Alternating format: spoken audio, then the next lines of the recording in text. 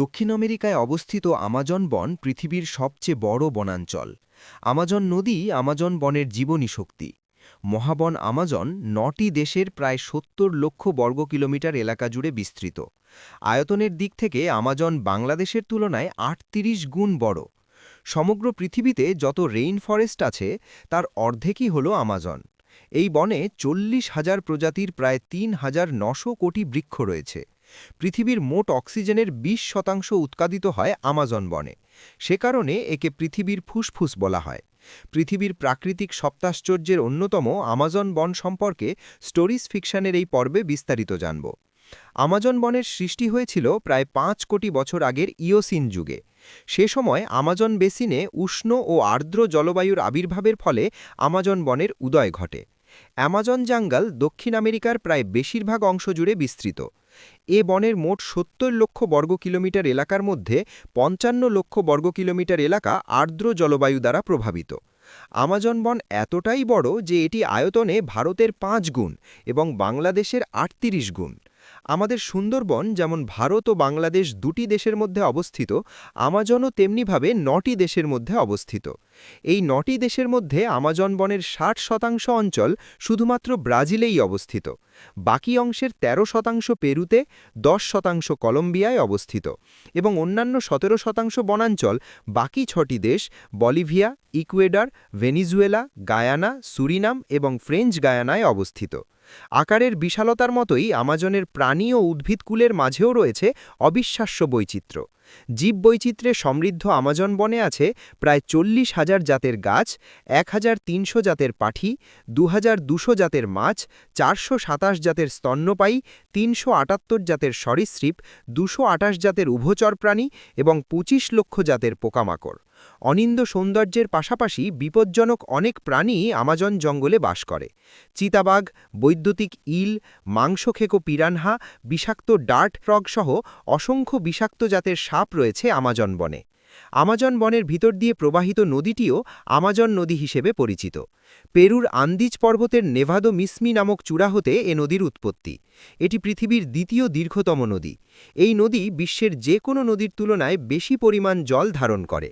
প্রায় ১,০০০ উপনদী মিলিত হয়ে আমাজন নদী গঠিত। এসব উপনদীগুলোই বনের জীবনী শক্তি। প্রধান কয়েকটি উপনদীর মধ্যে ১৭টি নদীর দৈর্ঘ্য ১,০০০ মাইলেরও বেশি। বনের ভিতর দিয়ে প্রবাহিত আমাজন নদী এই বনের বিস্তৃতির পেছনে গুরুত্বপূর্ণ। এসব উপনদী বিশাল জঙ্গলের মধ্যে যাতায়াতের জন্য সবচেয়ে কার্যকরী পথ হিসেবেও কাজ করে। আমাজন নদী দক্ষিণ আমেরিকার প্রায় ৩,০০০ মাইল পাড়ি দিয়ে ৫টি দেশ বিধৌত হয়ে আটলান্টিক মহাসাগরে গিয়ে পড়েছে। এ নদী মোট বৈশ্বিক জলের প্রায় ২০ ভাগ জল সমুদ্রে বহন করে। আমাজন নদী যেখানে সাগরে গিয়ে মিশেছে সেখানে প্রতি সেকেন্ডে ৪২ লক্ষ ঘনফুট জল সাগরে পতিত হয়। বর্ষা মৌসুমে এই পরিমাণ গিয়ে দাঁড়ায় প্রায় ৭০ লক্ষ ঘনফুটে। আমাজনের বেসিন হল পৃথিবীর সর্ববৃহৎ জল নিষ্কাশন বেসিন, যা প্রায় ৭০ লক্ষ বর্গ কিলোমিটার এলাকা জুড়ে বিস্তৃত। শুধুমাত্র ব্রাজিলে অবস্থিত বেসিনটি অন্য যে কোনো বেসিনের তুলনায় বড়। ব্রাজিলিয়ান আমাজনের বুকে বেশ কিছু বৃত্তাকার নকশা দেখতে পাওয়া যায়। নকশাগুলো আজ পর্যন্ত রহস্যে ঘেরা এবং নৃতাত্ত্বিকগণ এই ধাঁধার উত্তরের সন্ধান করে চলেছেন। ধারণা করা হয় নকশাকৃত অংশগুলো সমাধি অথবা সুরক্ষা ক্ষেত্র হিসেবে ব্যবহৃত হতো। প্রচলিত মতে প্রাচীন অ্যামাজনিয়ানরা এই নকশার শিল্পী ছিলেন। তবে এই নকশা আঁকার জন্য ব্যবহৃত হতে পারে তেমন কোনো যন্ত্রপাতির তথ্য গবেষণা করেও পাওয়া যায়নি। প্রাপ্ত আলামত থেকে চিহ্নিত করা যায় যে এসব স্থাপনা ১২০০ থেকে ১৫০০ বছর আগে তৈরি করা হয়েছিল। আমাজনের আরেকটি রহস্যময় বিষয় হল এর মধ্য দিয়ে বয়ে যাওয়া এক ফুটন্ত নদী। আক্ষরিক অর্থেই এ নদীর জল অত্যন্ত উষ্ণ। এ নদীর জলের সর্বোচ্চ তাপমাত্রা ৯৩ ডিগ্রি সেলসিয়াস পর্যন্ত হতে পারে। বিজ্ঞানীরা এখনও নদীর জল উত্তপ্ত হবার প্রকৃত কারণ খুঁজে বের করতে পারেনি। স্থানীয়রা মনে করে এটি এক বিশেষ প্রাকৃতিক শক্তি, ফলে তারা কখনই এ নদীতে সাঁতার কাটে না।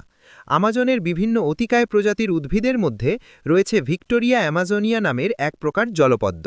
ইংল্যান্ডের রানী ভিক্টোরিয়ার নামে এর নামকরণ করা হয়েছে। পদ্ম পাতাগুলো আয়তনে প্রায় 3 মিটার পর্যন্ত বড় হতে পারে। এসব পাতা একজন প্রাপ্তবয়স্ক মানুষের ভার বহন করার মতো শক্ত সমর্থ। আমাজনের বৃক্ষরাজি পৃথিবীর মোট অক্সিজেনের 20% তৈরিতে ভূমিকা পালন করে এবং সেই সাথে বাতাস থেকে বিপুল পরিমাণ কার্বন ডাই অক্সাইড গ্রহণ করে। সে কারণে আমাজন পৃথিবীর ফুসফুস হিসেবে পরিচিত। কিন্তু দুঃখের বিষয় হল, সারা বিশ্বের মতোই আমাজনেও অবাধে চলছে বৃক্ষনিধন। বনের গাছ কেটে বসতি স্থাপনের কারণেই প্রধানত আমাজনের বনভূমি হ্রাস পাচ্ছে। 1960-এর আগে আমাজনের ভিতরে প্রবেশ নিষিদ্ধ ছিল। সে সময় শুধুমাত্র প্রাচীন পদ্ধতি প্রয়োগ করে আমাজনের জমিতে চাষ করা হতো। কিন্তু আমাজনের জমিগুলো বছরের অল্প সময়ের জন্য উর্বর থাকে। সে কারণে চাষিরা সবসময় নতুন জমির খোঁজে বন উজাড় করতে শুরু করে। 1970 সালে শুরু হয় ট্রান্স অ্যামাজনিয়ান হাইওয়ের নির্মাণ কাজ। সৌভাগ্যবশত এই হাইওয়ের কাজ বন্ধ হয়ে যায়। তারপরেও 1990 সালের মধ্যে আমাজনের 4 লক্ষ বর্গ কিলোমিটার এলাকার বনভূমি ধ্বংস করা হয়। 2000 সালে আমাজনের উজাড়কৃত বনভূমির পরিমাণ দাঁড়ায় 5,87,000 বর্গ কিলোমিটারে। অপরিকল্পিত বন নিধনের কারণে পরিবেশ বিজ্ঞানীরা ধারণা করেন আগামী 50 বছরের মধ্যে আমাজনের বনাঞ্চল বিলীন হয়ে যেতে পারে। এত দ্রুত আমাজনের বন নিধনের কারণে বিশ্ব উষ্ণায়নেও এর বিরূপ প্রভাব পড়ছে। আমাজন বনের সাথে মানবকুলের সম্পর্কেও বেশ পুরনো। আমাজনে বসবাসরত বেশিরভাগ জনগোষ্ঠী তাদের আবাস গড়ে তুলেছিল নদী ঘেঁষা অঞ্চলগুলোতে। যাতায়াত, মাছ ধরা এবং জমির উর্বরতার ভিত্তিতে তারা বাসস্থান নির্বাচন করত। অতীতে আমাজন বনে যে সকল মানুষের বসবাস ছিল, তারা প্রচলিত বিশ্বাস ও কর্মক্ষমতার ভিত্তিতে বিভিন্ন সমাজে বিভক্ত ছিল। বর্তমানেও বিভিন্ন জাতের প্রায় 2 কোটি আদিবাসী মানব আমাজন বনের ভেতর বাস করে। ষোড়শ শতাব্দীতে আমাজনে ইউরোপিয়ানদের আগমনের ফলে অ্যামাজনিয়ানদের জনসংখ্যা হ্রাস পেতে থাকে।